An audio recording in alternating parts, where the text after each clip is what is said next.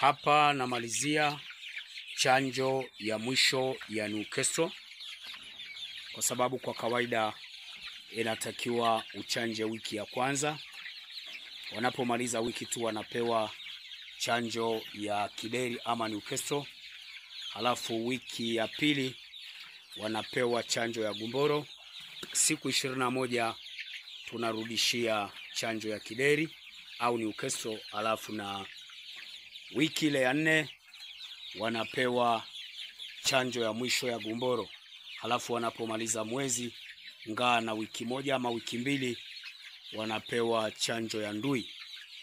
Kwa hiyo inatakiwa umakini. Kama unavyoona mahali hapa, vifaranga wanapigania maji haya, manake lazima wawe na kiu. Kwa lugha nyingine ni kwamba tunawanyima maji, tunawapa chakula kwanza bila maji. Halafu wanapokuwa tayari wana kiu, ndipo wanapewa hiyo chanjo ili wanywe kwa wakati. Na ndani ya masaa 2 kama chanjo hiyo itakuwa haijaisha ama maji yale yenye chanjo hayajaisha, lazima yamuagwe. Sharti maji yale yamuagwe na vyombo visafishwe vizuri. Usije ukafanya kosa ukawawekea kuku chanjo wakati hawana kiu, wengine hawatakunywa, na kama utayaacha zaidi tayari itageuka kuwa balaa kwako. Yani namaanisha uzembe hautakiwi. Ukifanya uzembe kwenye chanjo lazima ulie. Na wakati mwingine unaweza ukafanya makosa kidogo, either umeiacha chanjo kwa muda mrefu zaidi, halafu ikaleta madhara kwa kuku wako au vifaranga wako.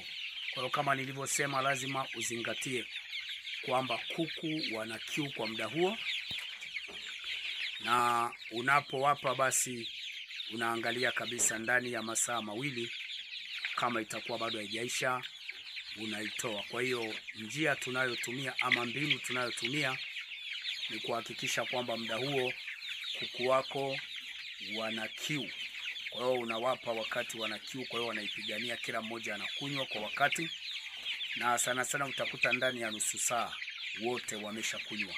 Kwa hiyo si lazima hata kuacha masaa 2, ndio unaweza ukaacha lisali moja, wote wameshakunywa kwa sababu walikuwa na kiu, na unatoa iliyobaki unamwaga. Alafu vile vyombo unavisafisha vizuri ili uje uweke sasa maji safi yasiyo na dawa. Basi kama unavyoona hapa wanaipigania kwa sababu wana kiu. Ndio kama unavyoona hivi sasa, kila mmoja anajitahidi kunywa kwa haraka. Karibu tuendelee kujifunza, na unaweza ukasubscribe hapo chini, alafu tukaendelea kujifunza. Karibu tufuge, karibu tuendelee kutengeneza mitego ya fedha. Mungu akubariki sana.